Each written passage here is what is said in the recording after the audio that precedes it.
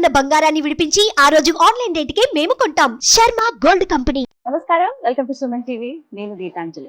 ప్రస్తుతం నేను భద్రాచలంలోనే రాముల వారి ఆలయం తర్వాత ఎంతో ప్రసిద్ధి చెందినటువంటి కల్పవృక్ష నారసింహ సాలగ్రామ ఆశ్రమం దగ్గర ఉన్నానండి.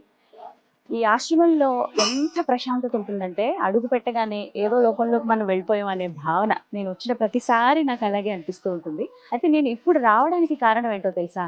మహాలయ పక్షాల్లో ప్రత్యేకంగా కొన్ని పూజా కార్యక్రమాలు చేస్తున్నారని విన్నాను. అందరికీ ఉపయోగకరంగా ఉండేవి, ప్రత్యేకించి ఆ పితృదేవతల అనుగ్రహం కోసం చేసేటువంటి పూజలు. ఒకసారి వెళ్ళి కనుక్కుందాము. ఎవరైతే ఆశ్రమ నిర్వాహకులు, ఆశ్రమ స్థాపకులు డాక్టర్ కృష్ణ చైతన్య స్వామి ఉన్నారో వారితో మాట్లాడదాం. అలాగే స్వామిని కూడా దర్శించుకుందామని వచ్చాను. ఇంకా ఆలస్యం ఎందుకు, వెళ్దాము.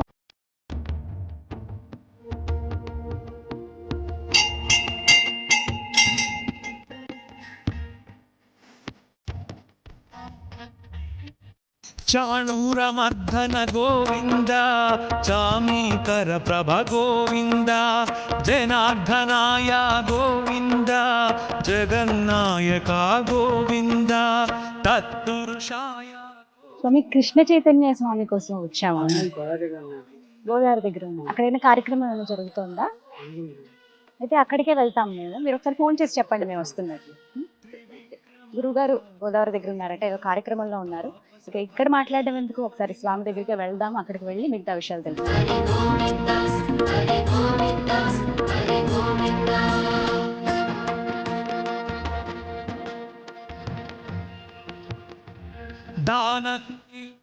గురువుగారు ఇక్కడే ఉన్నారు. కృష్ణ చైతన్య స్వామి.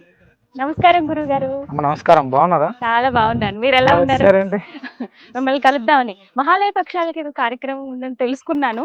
ముందుగా అందరికి చెప్పాలిగా, మరి అందుకనే వచ్చేసాం. చాలా అద్భుతం. మేము కూడా దానికోసం చూద్దాం ఒకసారి. ఈ గోదావరి అంతా ఎలా ఉంది, అసలు ఇక్కడ ఉండేటువంటి ప్రాంతం అంతా శుభ్రం చేయించాలి అని ఆ ఉద్దేశంతో వచ్చాం ఇక్కడికి మేము. కానీ చాలా ఎక్కువ ఉన్నాయండి వాటర్. గోదావరి అంటే ఈ మధ్య కాలంలో బాగా వరద వచ్చిందమ్మా, తగ్గింది ఇప్పుడే కొంచెం. చూసాం అప్పుడు మీరు చేసిన సహాయ కార్యక్రమాలు అన్ని కూడా. ఆ విషయంలో ఎప్పుడు దండం పెడతాను నేనైతే. మంచి మనసు ఇచ్చాడు దేవుడు మీకు.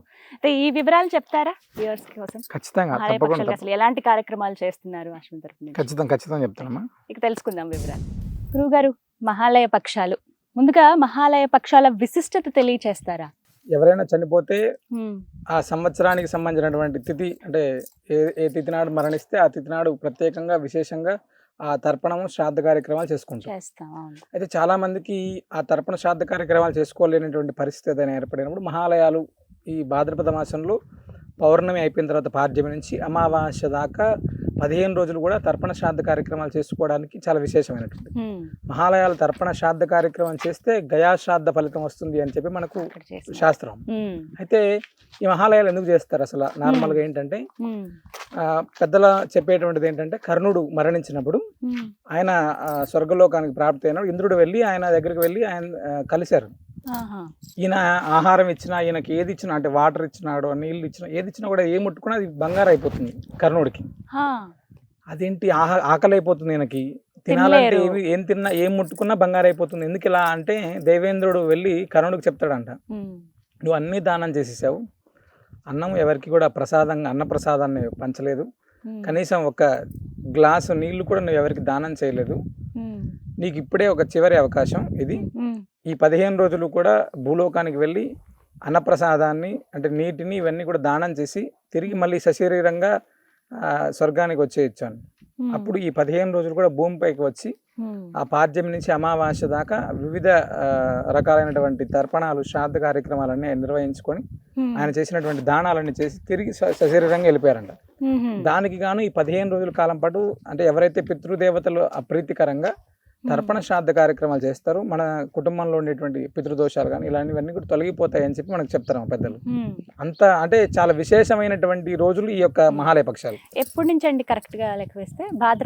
భాద్రపద మాసంలో పౌర్ణమి మరుసటి రోజు పాడ్యమి నుంచి అమావాస్య దాకా మహాలయ పక్షాలు చాలా విశేషంగా జరిగేటువంటి కార్యక్రమాలు. అంటే మనందరం కూడా మహాలయాలు చేయడం అనేటువంటిది చాలా మంది వదిలేస్తుంటారు ఫస్ట్.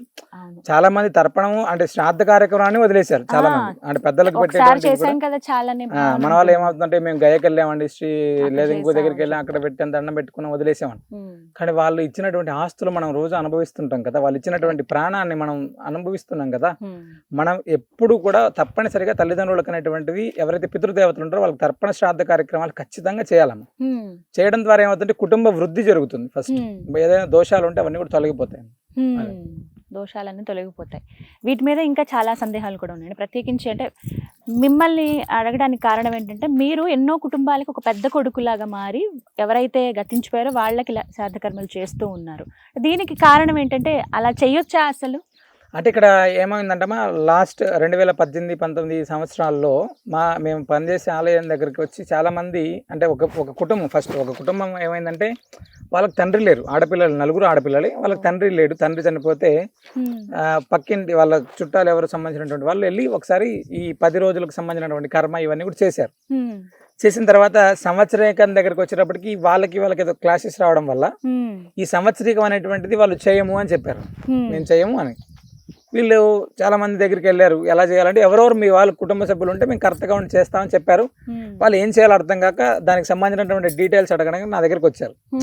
చాలా బాధపడుతూ అంటే మీ కొడుకు లేకపోవడం వల్లే ఇది చేయలేకపోతున్నాం కదా అనేటువంటి దాంతో అడిగితే, అలా కాదమ్మా, దీన్ని ఇలా చేస్తే మంచిది, మనం బ్రాహ్మణుడిని కర్తగా పెట్టి చేయొచ్చు, ఇబ్బంది ఏం లేదు అని చెప్పి మనం ఆ సంవత్సరం వాళ్ళకి చేయించాం. అప్పుడు అనిపించింది నాకు, అరే నిజంగా ఆడపిల్లలు ఉండి లేకపోతే చేయలేనటువంటి వాళ్ళ పరిస్థితి ఎలా ఉంటుందంటే మనం నృసింహ సేవావాహిని భక్త బృందానికి ఒక చిన్న మెసేజ్ పంపించాం. ఎవరైతే ఇలా ఇబ్బంది ఉన్నారో వాళ్ళకి ఏదైనా అవకాశం ఉంటే చెప్పండి, మనం ఈ భద్రాచలంలో చేద్దాము అని. సుమారు ఒక 250 మంది పైచిలుకు పేర్లు పంపించారు. అమ్మ ఏంటి ఇంతమందికి తర్పణ శ్రాద్ధ కార్యక్రమాలు జరగట్లేదా అని చెప్పి మహాలయ అమావాస్య రోజు ప్రత్యేకంగా నారాయణ హోమం, రుద్ర హోమం, శ్రీమద్ భాగవత పారాయణము, తర్పణము, శ్రాద్ధము, అన్నప్రసాదము, గోసేవ ఇవన్నీ కార్యక్రమం చేసాం. అంటే శాస్త్రంగా ఏమైతే ఉంటాయో అవన్నీ కూడా చేసాం. చేశాక మెసేజ్ అందరికీ పెట్టాం, ఇలా జరిగింది ఇలా. మరుసటి సంవత్సరానికి మా కుటుంబాల్లో చాలా వృద్ధి కనపడింది స్వామి, తప్పకుండా మళ్ళీ చేయండి అని అడిగారు. ఇంకా మహాలయ పక్షాలు రాకముందే అడిగారు. సరే అని ఒక మెసేజ్ పంపిస్తే సుమారు ఒక 700-800 కుటుంబాల పేర్లు వచ్చాయమ్మా. అంటే ఇది ఏమైందంటే వాళ్ళకు మంచి జరిగింది, మాకు కూడా జరుగుతుంది. అంటే ఎవరైనా ప్రత్యేకంగా వెళ్ళి చేసుకునేటువంటి పరిస్థితులు చాలా మందికి లేవం ప్రస్తుతం. ఒక క్షేత్రానికి వెళ్ళి చేయాలి, లేదా ఒక ఇంట్లో చేయాలి అంటే ఆర్థికంగా ఇబ్బందులు కావచ్చు, లేకపోతే మనకు టైం కావచ్చు, వివిధ రకాలు. ఇప్పుడు ఎవరిని తప్పు పట్టడానికి లేదు, ఇక్కడ ఉన్న పరిస్థితుల్లో ఆర్థికంగా ఉండొచ్చు, వాళ్ళకు అర్చకులు దొరకకపోవచ్చు, లేదా ఏదైనా కారణం కావచ్చు, చేయలేకపోవడానికి చాలా మంది ఇబ్బంది పడుతున్నారు. ఇది వాస్తవం. చేయాలని తాపత్రయం ఉండేటువంటి వాళ్ళు కొంతమంది అయితే, వదిలేసినటువంటి వాళ్ళు కొంతమంది. ఈ తాపత్రయం ఎవరైతే ఉన్నారో చేయడానికి ఒక వేదికని మనం చేయాలి అనేటువంటి సంకల్పంతో ఏర్పాటు చేస్తున్నాం ప్రతి సంవత్సరం. ఒక గత 3-4 సంవత్సరాల నుంచి మనం ఏం చేసామంటే, అలా కాదు మహాలయ పక్షాల్లో 15 రోజులు కూడా ఏ తిథికి ఆ రోజు అంటే పాడ్యమి నుంచి అమావాస్య దాకా ఏ తిథికి ఆ తిథి నాడు ప్రత్యేకంగా చేద్దామని ఆ 15 రోజులు కూడా రోజు మహానారాయణ హోమం, రోజు రుద్రహోమం, ఈ 15 రోజులు కూడా శ్రీమద్ భాగవతాన్ని మొత్తం పారాయణం చేయించడం, అదే విధంగా గోదావరి దగ్గర తర్పణము, శ్రాద్ధము, మన నిత్యాన్న ప్రసాద నిలయంలో అన్నప్రసాద వితరణ, గోమాతలకేమో గోసేవ, ఇవన్నీ కూడా చేస్తుంటే అసలు ఎన్నో కుటుంబాలు చాలా వృద్ధిలోకి వస్తున్నాయి. చాలా అద్భుతమైనటువంటి ఫలితాలను వాళ్ళు చూస్తున్నారు. మాకు చాలా మంచి జరిగింది. మేము ప్రతి సంవత్సరం వింటున్నాము ఈ మాట. సరే ఈ సంవత్సరం కూడా ఎలాగో 4 రోజులు ప్రారంభం అవుతాయి కాబట్టి ఏం చేద్దాం, ఎలా ముందుకు వెళ్దాం అనేటువంటి ఉద్దేశంతో ఇక్కడికి రావడం జరిగింది. ఇదే తెలుసుకుందాం. అంటే ఇప్పుడు ప్రత్యేకంగా రాబోతున్నటువంటి ఈ మహాలయ పక్షాల్లో ఎటువంటి కార్యక్రమాలు చేస్తున్నారు, అసలు పూర్తిగా వివరాలు తెలియదు? తప్పకుండా. సెప్టెంబర్ 18-19 తారీఖుల్లో ఇవి మహాలయ పక్షాలు ప్రారంభం అవుతాయి. అయితే ప్రతినిత్యం కూడా అంటే మనం సాలగ్రామ ఆశ్రమంలోనే ప్రతినిత్యం కూడా గోమాతల సన్నిధిలో ఏమో ప్రత్యేకంగా పితృదేవతలకు ప్రీతికరంగా గోసేవ ఫస్ట్ మొదటి ప్రారంభం అయితే గోసేవతోటి ప్రారంభం అవుతుంది. గోపూజ, గోవులకు సంబంధించినటువంటి ఆహారం అన్ని అందించిన తర్వాత గోదావరి నదీ తీరంలో ప్రతిరోజు కూడా మహానారాయణ హోమం ఉంటదమ్మా. ఈ నారాయణ హోమం చేయడం ద్వారా నదీ తీరంలో ఇక్కడే ప్రతిరోజు ఈ 15 రోజులు కూడా ప్రతిరోజు కూడా మహానారాయణ హోమం, మహారుద్ర హోమం అంటే పితృదేవతలకు ప్రీతికరంగా ఈ యొక్క పితృదోషాలు ఎవరైతే ఉన్నాయో వాళ్ళందరి తరపున కూడా అంటే ప్రత్యక్షంగా రాలేనటువంటి వారి కోసం ఇవన్నీ కూడా ప్రత్యక్షంగా వాళ్ళు వచ్చి చేసుకోలేనటువంటి వాళ్ళు చాలా మంది ఉన్నారు. వాళ్ళందరి కోసం రోజు నారాయణ హోమం, రోజు రుద్రహోమం అయిన తర్వాత సాయంత్రం ప్రతినిత్యం కూడా శ్రీమద్ భాగవతాన్ని పారాయణం. అంటే శ్రీమద్ భాగవత పారాయణం చేస్తే ఎలాంటి పితృదోషాలున్నా, ఎలాంటి పితృదేవతలకు సంబంధించినటువంటి ఇబ్బందులు ఉన్నా కూడా అవన్నీ తొలగిపోతాయి అని చెప్పి మనకు శాస్త్రం అమ్మ. దానికని శ్రీమద్ భాగవత పారాయణం, అన్నప్రసాదం ఇవన్నీ కూడా ప్రతినిత్యం కూడా తర్పణము, శ్రాద్ధము, గోసేవ, ఈ హోమం అంటే వీటి ద్వారా పరిపూర్ణమైనటువంటి అంటే బ్రాహ్మణుడు ఎలా అయితే అంటే పూర్తి స్థాయిలో బ్రాహ్మణుడు ఎవరైతే శాస్త్రబద్ధంగా చేసుకుంటారో అంతకు అద్భుతంగా మనం ఈ కార్యక్రమాలను మనం చేస్తున్నాము. ప్రతి 15 రోజులు కూడా 15 రోజులు మొత్తం కూడా. గురుగారు ఒక మాట అండి, నిజంగానే మహాలయ పక్షాల్లో పితృ కార్యక్రమాలు ఏమైనా చేయిస్తే కుటుంబంలో వృద్ధి ఉంటుందా అని అడిగే వాళ్ళు చాలా మంది ఉన్నారండి. నిజమా అసలు ఇది? 100% నిజమమ్మా. అంటే మహాలయ పక్షాల్లో అనేటువంటిది కాదమ్మా, ప్రతి సంవత్సరం కూడా ఎవరైతే మన పితరులు మరణించి ఉంటారో వాళ్ళకు తప్పనిసరిగా శ్రాద్ధం చేయాలి. ఫస్ట్ శ్రాద్ధం చేయలేనటువంటి వారు కనీసం కూడా ఏదైనా గోమాతలకు ఆహారం అందించడము, లేదా కనీసం తర్పణం నువ్వులతో నీళ్ళను వదిలిపెట్టడము చేయడం ద్వారా ఏమవుతుందంటే వాళ్ళ పితృదేవతలు, ఇప్పుడు కామన్ గా ఆకలైనటువంటి వాడు ఎవరైనా మన ఇంటి దగ్గరకు వచ్చి దొరకలేదంటే వెళ్ళిపోతుంటాడు కదా, కొంచెం బాధతో వెళ్ళిపోతుంటారు. పితృదేవతలు ఇంత వంశాన్ని ఇచ్చి ఇంత పేరునిచ్చి ఇవన్నీ ఇచ్చినప్పుడు వాళ్ళ కుటుంబం మన గుమ్మం దగ్గరకు వచ్చి ఎదురు చూస్తుంటారు. వాళ్ళు చనిపోయినటువంటి రోజు వీడు ఏమైనా మనకు ఏమైనా ఉత్తమ గతులు ప్రాప్తించడానికి ఏదైనా తర్పణం వదులుతున్నాడా, ఏదైనా ఆహారం పెడుతున్నాడా అనేటువంటి దాన్ని ఎదురు చూస్తుంటారంట. ఆ ఎదురు చూసినప్పుడు మనం వదిలితే వాళ్ళు చాలా ఆనందంగా ఆశీర్వదిస్తారు, లేదు బాధతో వెళ్ళిపోతుంటారు. బాధతో వెళ్ళిపోతే అదేదో మనం ఆటోమేటిక్గా దాని యొక్క ప్రభావం మన కుటుంబం పైన, ఆనందంతో ఉండేటువంటి వాళ్ళకి మీరు గమనిస్తే చాలా కుటుంబాలు ఈ యొక్క శ్రాద్ధ కార్యక్రమం అంటే చేయనటువంటి వాడికి ఏమవుతుంది, మనం చాలా మంది అడుగుతుంటారు.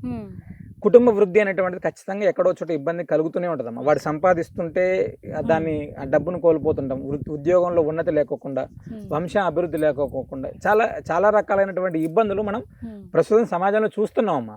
సంతానానికి సంబంధించినటువంటి వాళ్ళైతే వందలాది మంది హాస్పిటల్స్ చుట్టూ తిరుగుతూనే ఉంటారు. ఎందుకు తిరుగుతుంటారో అర్థం కాదు. డాక్టర్ దగ్గరికి వెళ్తే మీరు ఏం చెప్తారు, ఏం లోపం లేదు మీరు ప్రయత్నం చేయండి అని చెప్తుంటారు. ఖచ్చితంగా ఈ పితృదోషాలు, పితృశాపాలు, పితృదోషాలు వీటి యొక్క ప్రభావం అనేటువంటి చాలా ఎక్కువ ఉంటుందమ్మా. సో అందుకని ఆ కార్యక్రమాలు చేయడం అనేటువంటిది చాలా మంచిది, ఖచ్చితమైనటువంటి ప్రభావం ఉంటుందమ్మా. అలాగే ఈ పితృపక్షాల్లోనే అన్నదానం, ఒక్కరికి కనీసం అన్నం పెట్టినా అది ఎంతో పుణ్యం, ప్రత్యేకించి పితృదేవతల అనుగ్రహం ఖచ్చితంగా ఉంటుంది, అన్నానికి లోటు ఉండదు మనకి అని అంటారు. ఎంతవరకు వాస్తవం? అంటే ఇక్కడ మనం మహాలయ పక్షాలు ఏర్పడడానికి మెయిన్ కారణమే కర్ణుడికి వెళ్ళి భూమి పైన అన్నదానం చేయమని, నలుగురికి ఆహారాన్ని అందించు, నలుగురికి నీటిని అందించమని చెప్పారు. అంటే ఈ యొక్క ఎవరికైనా కూడా అంటే ఎవరైతే అన్నార్తులు ఉంటారో వాడికి ఆహారం అందిస్తే కనీసం ఆ పితృదోషాలు, పితృశాపాల ప్రభావం అనేటువంటి తగ్గుతుంది. ఫస్ట్ మన ఉత్తరోత్తర వంశంలో ఉండేటువంటి ఎవరైతే పిల్లలు ఉంటారో వాళ్ళకి అన్నం దొరకకోకుండా ఇబ్బంది పడేటువంటి కాలం ఉండదు అని చెప్తారమ్మా. అన్నం ఎప్పటికైనా మనం ఎవరికైనా నలుగురికి పెడితే ఈ మహాలయ పక్షాల్లో మనం కాదు మన పిల్లలు కూడా ఈ అన్నానికి లోటు లేకోకుండా వాళ్ళ యొక్క తరతరాలు ఇబ్బంది లేకోకుండా ఉంటారు అని చెప్తారు. ఖచ్చితంగా అది నిజం. అది అలాగే ఈ పితృపక్షాల్లో ఏం దానం చేస్తే మంచిదండి? అసలు మహాలయ పక్షాలు 15 రోజులు కూడా నార్మల్గా స్వయం పాకం ఇచ్చేటువంటి వాళ్ళు స్వయం పాకం, లేదు కనీసం గోమాతలకు ఏదైనా ఆహారం, పచ్చిగడ్డియో తవిడో, గోవులకి ఇక్కడ చాలా విశేషం అమ్మ. ఫస్ట్ ఈ మహాలయ పక్షాలు 15 రోజులు గోమాతలకు ఏదైనా ఆహారం అందించడం అనేటువంటిది ఉత్తమోత్తమైనటువంటిది. ఈ 15 రోజులు కూడా ఎవరైతే అన్నార్తులు ఉంటారో, ఎవరికి నిజంగా ఆకలి ఉంది వాళ్ళకి ఆహారాన్ని అందించడం అనేటువంటిది అద్భుతమైనటువంటి ఫలితం. ఫస్ట్ దానం అంటారా, మనం సశక్తిగా ఏది ఉంటే ఆలయానికో ఏదైనా ఏది ఇచ్చినా పర్లేదు, కానీ ఈ మహాలయ పక్షాలు 2 రోజులు కూడా 15 రోజులు కూడా ఖచ్చితంగా మనం చేయాల్సింది గోసేవ, అన్నార్తులకు ఆహారం. ఈ 2 చేస్తే అద్భుతంగా ఫలితం ఉంటుంది. అంటే గోవుకి ఏం తినిపిస్తే మంచిది ఇలా ఉంటుందండి? గోమాతలకు ఎక్కువ పచ్చిగడ్డి అమ్మ, లేదా తవుడు, వివిధ రకాల నవధాన్యాలు నానబెట్టి నవధాన్యాలు పెట్టడం, వీటిని మంచిదమ్మా. అంటే ప్రత్యేకంగా ఈ 15 రోజులు ఉంటాయి కదా, 15 రోజులు అంటే ఒక రోజు కందులో, ఒక రోజు గోధుమలో, లేకపోతే ఇంకొకటి ఏది పెట్టినా కూడా చాలా ఫలితం ఉంటుంది, మంచిది. అంటే ప్రత్యేకంగా ఈ 15 రోజులు ఏవైతే ఉన్నాయో ఇక్కడ విశేషంగా జరిగేవి ఇప్పుడు హోమాలు అని చెప్పారు, ఇంకా ఏం చేస్తారండి? ఇందులో మహాభరణి అని ఉంటదమ్మా. అంటే భరణి శ్రాద్ధం అని ఉంటది. మహాలయ పక్షాల్లోనే 4-5 రోజుల్లోనే భరణి శ్రాద్ధం వస్తుంది. ఆ భరణి నక్షత్రం ఉన్నటువంటి రోజు తర్పణం గిన శ్రాద్ధం గిన చేస్తే, గయలో శ్రాద్ధం చేస్తే ఎలాంటి ఫలితం ఉంటుందో అక్కడికి వెళ్ళి మనం చేస్తే ఎంత అద్భుతమైన ఫలితం ఉందో ఆ యొక్క ఫలితం ఆ భరణి శ్రాద్ధం రోజు చేస్తే వస్తుందమ్మా. అంటే వేరే వాళ్ళ తిథితో సంబంధం లేదా? ఎవరు లేకపోయినా చేయొచ్చు ఆ రోజు. భరణి శ్రాద్ధం అనేటువంటి చాలా మంది చేస్తుంటారు. మనం దీనికి కానీ అంటే చాలా మంది ఏమనుకుంటారు అంటే భరణి శ్రాద్ధం రోజు చేస్తే బాగుంటుంది, నవమి రోజు చేస్తే, మధ్యాష్టమి రోజు చేస్తే, ఇలాంటివన్నీ ఉంటాయి. అలా కాదు, 15 రోజులు చేద్దాం. అసలు ఎవరైనా ఒక గోత్రనామాలు ఇచ్చారు వాళ్ళ పితృదేవతలకు సంబంధించిన ఉంటే పాడ్యమి నుంచి అమావాస్య రోజు కూడా తర్పణం చేస్తున్నాం వాళ్ళ కోసం. అంటే ఈ తిథి నాడు చేసి వదిలేయడం కాకుండా పాడ్యమి నుంచి అమావాస్య దాకా ప్రతి 15 రోజులు కూడా తర్పణము, శ్రాద్ధము, హోమము, అంటే ఎంత అద్భుతమైనటువంటి ఫలితాన్ని వాళ్ళకి ఇస్తున్నామంటే ఇది ఊహించకోకుండా, అంటే ఈ ఫలితం అనేటువంటిది అనంతం ఇంకా ఖచ్చితంగా. అంటే ఆనాడు ఒక్కరే చేస్తే ఎంత ఫలితం ఇస్తుందో 15 రోజులు చేస్తే ఇంకెంత అద్భుతమైన ఫలితం ఉంటుందో మనం ఒకసారి ఆలోచించుకోవాలి. నిజంగా ఒక అద్భుతమైన అవకాశం. ఎలా అంటే మేము రావాలి, నమోదు చేయించుకోవాలి అంటే పేర్లు ఒకటి చెప్తే అంటే సరిపోతుందా? నృసింహ సేవానికి సంబంధించినటువంటి మీరు నెంబర్లు ఇస్తే ఆ నెంబర్లలో వాళ్ళకు ఎవరైతే కాల్ చేస్తారో వాళ్ళకి ఎలా అయితే శ్రాద్ధం చేయాలో ఒక ప్రఫార్మా పంపిస్తారమ్మా. అంటే వీళ్ళకు అంటే ఎవరైతే కర్త ఉంటారో వాళ్ళకు తల్లిదండ్రులు, తాత ముత్తాతల పేర్ల దగ్గర నుంచి ప్రతి ఒక్కరు కూడా సుమారు ఒక 35 మంది దాకా పేర్లు ఉంటాయి. ఎవరైతే గతించుంటారో అందులో ఎవరైతే లేరో వాళ్ళందరి పేర్లు ఇస్తే గోత్రనామాలతో సైతంగా మనం ఈ 15 రోజులు చేస్తాం.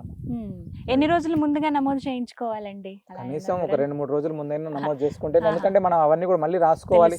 దానికి తగినటువంటి చాలా పెద్ద పరిశ్రమ ఉంటదమ్మా. సుమారు 10 మంది ఋత్వికులు ఉంటారు, రాసుకునే వాళ్ళంతా ఉంటారు. ఎవరికి వాళ్ళు చాలా మంది ఇస్తూనే ఉంటారు కదా. అంటే ఎవరికి మిస్ అవ్వకూడదు. ఇక్కడ మా ఉద్దేశం ఏంటంటే ఎవరిచ్చినా కూడా రోజు జరగాలి అనేటువంటిది. ఎంతమంది అయినా కూడా, అంటే దూర ప్రాంతాల్లో ఉన్న వాళ్ళు ఉంటారు, వేరే కంట్రీస్ లో ఉన్న వాళ్ళు ఉంటారు. ప్రస్తుతం మన దగ్గర ఇక్కడ మనం చేసే కార్యక్రమం అంతా కూడా ఎవరైతే రాలేనటువంటి వాళ్ళు, ఎవరైతే ఇబ్బంది పడుతున్నటువంటి వాళ్ళు, పూర్తిగా మేము ఇక్కడ ఉండి కూడా చేయలేకపోతున్నాం అనేటువంటి వాళ్ళందరూ క్షేమం కోసం చేసేటువంటి కార్యక్రమం అమ్మ. కాబట్టి వాళ్ళు ముందుగానే కొంచెం అంటే జాగరూకై ఇస్తే మంచిది మనకు. సో గురుగారు చెప్తున్నారు కదా, స్క్రీన్ మీద నెంబర్స్ కూడా నేను డిస్ప్లే చేస్తానండి, అలాగే అడ్రస్ కూడా కంప్లీట్గా ఇస్తాను ఆశ్రమంది. మీరు ఒకసారి ఫోన్ చేసి మాట్లాడండి. మీరు ఒకవేళ ఇలా పితృ కార్యక్రమాలు చేయించాలనుకుంటున్నాం మేము కూడా అంటే కనుక మీకు ఎక్కడా వెసులుబాటు కుదరకపోతే ఫోన్ కాల్ చేస్తే వివరాలు అడుగుతారు. ఆ ప్రశ్నలన్నిటి కూడా మీరు సమాధానం ఇచ్చి పేర్లన్నీ కూడా నమోదు చేయించుకుంటే ఈ 15 రోజుల్లో శాస్త్రోక్తంగా నిర్వహిస్తారు. అది కూడా గోదావరి గట్టు దగ్గర ఇప్పుడు మేము కూర్చున్నటువంటి ఈ ప్రదేశంలోనే ప్రస్తుతం అయితే ఇంకా క్లీనింగ్ అవంతా చేయిస్తున్నారు. కొద్ది రోజుల్లో ప్రారంభం కాబోతున్నాయి మహాలయ పక్షాలు. అప్పుడు శాస్త్రోక్తంగా పూజా కార్యక్రమాలను నిర్వహిస్తారు. హోమాదులు కూడా ఇక్కడే నిర్వహించడం జరుగుతుంది.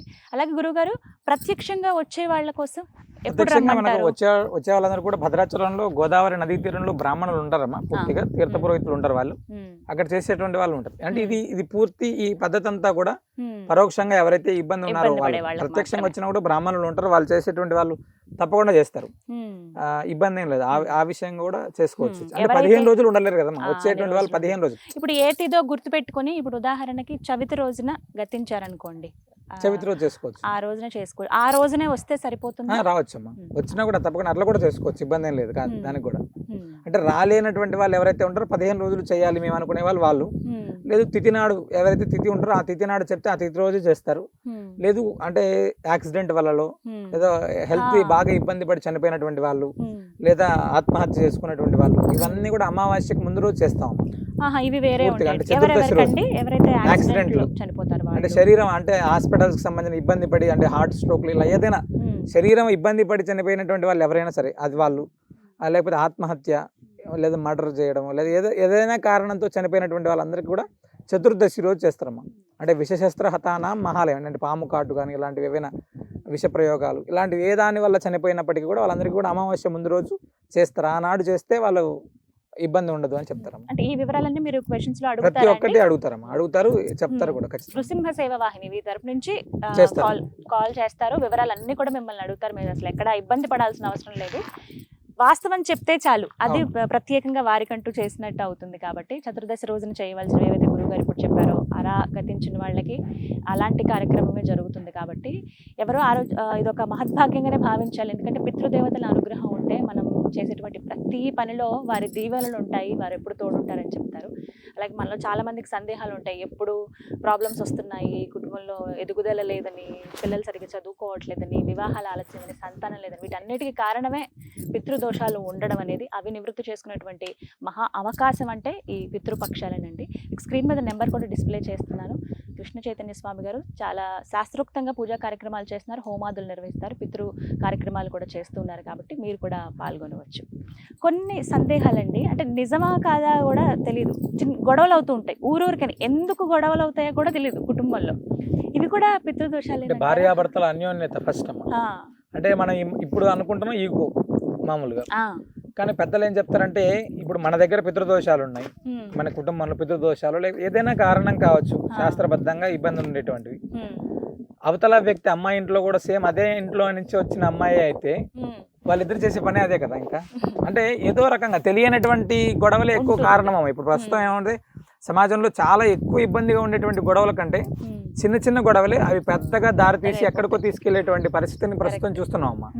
దానికి ఖచ్చితంగా ఈ యొక్క ప్రభావం ఉంటుంది తప్పనిసరిగా. అంటే తర్పణ శ్రాద్ధ కార్యక్రమాలు జరగనటువంటి ఇల్లు ఎప్పుడైతే ఉంటుందో ఆటోమేటిక్గా ఆ యొక్క ప్రభావం కనపడుతూనే ఉంటుంది మనకి. ఏదో రకమైనటువంటి అశాంతి, మానసిక అశాంతి, ఆరోగ్యానికి సంబంధించిన అశాంతి, పిల్లల విషయంలో, సంతానం విషయంలో ఫస్ట్ ఎక్కువ సంతానం, అన్యోన్యత, వీటిపైన ఎక్కువ ప్రభావం చూపుతుందమ్మా ఖచ్చితంగా. అంటే కుటుంబం ఎప్పుడైనా కూడా ఆర్థిక అభివృద్ధి మన ఇంట్లో ఎన్ని చేసినా కూడా జరగట్లేదు అంటే తప్పనిసరిగా మనం స్థిరత్వానికి కూడా ఖచ్చితంగా అన్ని రకాలుగా ఉంది కదా. అంటే పితృదేవతలు అనేటువంటివి ప్రతి ఒక్కదానికి కూడా ముడిపడి ఉంటదమ్మా. మనం అంటే భగవంతుడి అసలు లింక్ ఏంటండి అంటే వసువు, రుద్రుడు, ఆదిత్యులు ఈ ముగ్గురిని మనం ఎప్పుడైతే ప్రసన్నం చేసుకున్నామో ఆటోమేటిక్ గా మనకు ఈ యొక్క అనుగ్రహం అన్ని వస్తుందమ్మా. మన తండ్రి తరపున ఉండేటువంటి వాళ్ళకు, తల్లి తరపున ఉండేటువంటి వాళ్ళ యొక్క పితృలు అంటే ఫస్ట్ ఎంతసేపు మనం ఏమనుకుంటాం అంటే మన తాత ముత్తాతలు వీళ్ళ వరకే అనుకుంటాం. అలా కాకుండా వసు, రుద్ర, ఆదిత్యులు అనేటువంటి ముగ్గురు ఉంటారు. వీళ్ళకి సంబంధించినటువంటి వాళ్ళ యొక్క అనుగ్రహం అనేటువంటిది ఉంటే ఈ పితృదోషాలు అనేటువంటివి మనకు తగలవు ఖచ్చితంగా. దాని యొక్క ప్రభావం, మన ఇంపాక్ట్, మన కుటుంబంలో ఎదుగుదల మనకు తెలిసిపోతుంటుంది అమ్మా. చాలా వరకు చాలా మంది మన దగ్గరికి అంటే ఈ యొక్క సాలగ్రామ ఆశ్రమానికి వచ్చేటప్పుడు కూడా చాలా మంది అడుగుతుంటారు. ఫస్ట్ క్వశ్చన్, స్వామి ఇక్కడ ముడుపు కడితే పితృదోషాలు పోతాయా? అమ్మ ఫస్ట్ ముడుపు కట్టాక మేము ఖచ్చితంగా ప్రతి ఒక్కరికి చెప్తున్నాం, వాళ్ళు చనిపోయినటువంటి తిథి ఉంటే మీకు తెలిసి ఉంటే ఆ రోజు కనీసం 4గురికి అన్నం పెట్టండి. మీకు అలా పెట్టేటువంటి పరిస్థితి లేకపోతే ఈ ఆశ్రమంలోనే గోసేవ చేసుకోండి, లేదా 4గురికి ఆహారం అందించండి. మనం మహాలయ పక్షాల్లో కూడా అందరికీ ఇదే చెప్తున్నాం. ఒకవేళ మీరు చేయలేనటువంటి పరిస్థితి ఉంటే తప్పనిసరిగా రండి, గోమాతకు మన చేత్తో ఆహారం పెట్టండి, లేదా మీరు పలానా రోజు పెట్టమని చెప్తే ఆ రోజైనా మీ గోత్రనామాలతో పెట్టించి ఏర్పాటైనా చేయడం ఇలా ఉంటుందమ్మా. చాలా మంచిది, ఖచ్చితంగా చేయించుకుంటే మంచిది. గురుగారు హోమాలన్నీ కూడా ఇక్కడ నదీ తీరంలోనే చేస్తానంటున్నారు కదా, ఆశ్రమం ఉంది కదంటే సాధారణంగా అక్కడ హోమాలు చేస్తారు కదా మీరు, ప్రత్యేకించి ఇక్కడ గోదావరి నది ఒడ్డునే చేయాలని ఏమన్నా అంటే ఇక్కడే చేయాలని రూల్ ఉందా లేకపోతే ఏంటి? అంటే నదీ తీరంలో చేసేటువంటి శ్రాద్ధం, ఏదైనా హోమం, ఇవన్నీ కూడా విశేషమైనటువంటి ఫలితాలమ్మ. అంటే గోవు ఎక్కడ నివసించే ప్రాంతం కానీ నదీ తీరం కానీ చాలా అద్భుతమైనటువంటి ఫలితం. అదేవిధంగా మనకు గోదావరి అంటే పరమ పవిత్రమైనటువంటి నది. గంగ తర్వాత అంత విశేషమైనటువంటి ఖ్యాతిని గడించినటువంటిది గోదావరి నది అమ్మ. గోదావరి దక్షిణ గంగా అని పేరు. గోదావరి తీరంలో చేసేటువంటి శ్రాద్ధం పితృదేవతలకు ఎవరైతే ఉంటారో వారు పరిపూర్ణమైనటువంటి అనుగ్రహాన్ని ఇచ్చేటువంటిది గోదావరి. కాబట్టి మనం ఈ ప్రాంతాన్ని ఎంచుకొని ప్రత్యేకంగా ఈ 15 రోజులు కూడా ఇక్కడ విశేషంగా రోజు చేస్తామమ్మా. అంటే గోదావరి తీరంలో అంటే నార్మల్ గా కూడా భద్రాచలం అద్భుతమైనటువంటి పుణ్యక్షేత్రం, అదేవిధంగా దక్షిణ అయోధ్య, అంటే అన్ని కలగలిపినటువంటి ఈ ప్రాంతం కదా, అందుకని ఇక్కడ ఏర్పాటు చేస్తున్నాం. చివరిగా ఏం చెప్తారు ప్రేక్షకులకి ఈ మహాలయ పక్షాలకి? భద్రాద్రి దివ్యక్షేత్రంలో పావన గోదావరి నదీ తీరం దక్షిణ అయోధ్యగా విరాజిల్లుతున్నటువంటి ఈ క్షేత్రంలో మనం మహాలయ పక్షాల్లో 15 రోజులు కూడా అత్యంత వైభవంగా, అత్యంత భక్తి శ్రద్ధలతోటి అనేక మంది పురోహితులను ఏర్పాటు చేసుకొని ప్రత్యేకంగా ఇక్కడ మనం ప్రతినిత్యం కూడా శ్రీమద్ భాగవత పారాయణాన్ని, అదేవిధంగా మహానారాయణ హోమం, మహారుద్ర హోమం, తర్పణము, శ్రాద్ధము ఇవన్నీ కూడా ప్రతినిత్యం నిర్వహించడం జరుగుతుంది. అవకాశం లేనటువంటి వారు, ఎవరైనా ఆర్థికంగా ఇబ్బంది ఉండేటువంటి వాళ్ళు, లేదా సమయాభావంలో ఇబ్బంది ఉండేటువంటి వాళ్ళు ఈ యొక్క నృసింహ సేవావాహిని సంప్రదిస్తే ఆ 15 రోజులు కూడా మన అందరి పితృదేవతల తరపున ఇక్కడ ప్రత్యేకంగా విశేషంగా మహాలయ పక్షాల్లో 15 రోజుల కాలం పాటు అద్భుతమైనటువంటి కార్యక్రమాలు జరుగుతాయి. మనందరి పితృదేవతల పరిపూర్ణ అనుగ్రహం మనకు లభిస్తుంది. చాలా చక్కగా వివరించారు గురుగారు, ధన్యవాదాలండి. ధన్యవాదాలు. నమస్కారం. విన్నారు కదా, పితృదేవతల అనుగ్రహం పొందేటువంటి ఒక దివ్యమైన అవకాశం అండి ఇది మహాలయ పక్షాలు. మనందరికీ తెలిసిందే, అంటే ఏదో ఒక సమయంలోనో లేకపోతే ఏదైనా ఒక పుణ్యతీర్థంలోనో తర్పణాలు ఇచ్చాం కదా, కార్యక్రమాలు చేశాం కదా అని అనుకుంటాం. కానీ మన నిత్య జీవితంలో మనం ఎదుర్కొనేటువంటి సమస్యలు కావచ్చు, మన జీవితంలో మనం ఎదుర్కొనే ఎన్నో అడ్డంకులు, వీటన్నిటికీ కారణం ఏంటి అని అంటే ఖచ్చితంగా అది పితృదేవతల అనుగ్రహం లేకపోవడమే అంటారు. మరి అలాంటి పితృదేవతల అనుగ్రహం పొందాలంటే ఈ మహాలయ పక్షాలే ఎంతో పుణ్యమైన రోజులని చెప్తూ ఉన్నారు. పూజా కార్యక్రమాలు కావచ్చు, అంటే ఈ తిథుల్లో ఈ కార్యక్రమాలు మనం చేయలేకపోవచ్చు మనం ఉన్నటువంటి పరిస్థితుల్లో. ఎవరైతే గతించి ఉన్నారో వాళ్ళవి మీకు సరిగ్గా తిథి తెలియకపోవచ్చు, ఇలా రకరకాలుగా ఉంటాయి. ఏవో కారణాల వల్ల వాళ్ళు చనిపోవచ్చు, అనారోగ్యం వల్ల కావచ్చు, చంపబడిన వాళ్ళు కావచ్చు, యాక్సిడెంట్లో చనిపోయిన వాళ్ళు కానీ, ఇలా రకరకాలుగా ఉంటారు. కొంతమంది సూసైడ్ చేసుకుని చనిపోతూ ఉంటారు. వాళ్ళకి ఎలా కార్యక్రమాలు చేయాలో మనలో చాలామందికి తెలియదు. అలాంటి వాళ్ళకి ప్రత్యేకంగా ఇక్కడ గోవింద కల్పవృక్ష నారసింహ సాలగ్రామ ఆశ్రమం తరఫున విశేషమైన పూజా కార్యక్రమాలు చేస్తున్నారండి. ఈ 15 రోజుల పాటు నేను మీకు స్క్రీన్ మీద నెంబర్స్ డిస్ప్లే చేస్తాను. మీరు ఒకసారి ఫోన్ చేసి వివరాలు కనుక్కోండి. పేర్లు చెప్తారు, ఏవేవి రాయాలి అని చెప్పి తరతరాలుగా ఆ పేర్లు కూడా మీరు చెప్పాల్సి ఉంటుంది. అందరికీ కనుక మీరు ఒకసారి సమర్పించుకుంటే ఎంతో పుణ్యం అని కూడా చెప్తున్నారు. వీటికి తగ్గట్టుగా వివరాలన్నీ కూడా మీకు ఫోన్ చేస్తే చెప్తారు. ఒకసారి కనుక్కోండి వివరాలు. ముందుగానే నమోదు చేసుకుంటే ఇంకాస్త వీలవుతుంది. ఈ 15 రోజుల్లో ఎప్పుడైనా సరే మీరు ఈ కార్యక్రమాలు నిర్వహించుకోవచ్చు. ఇది వాళ్ళ వీడియో. నమస్కారం.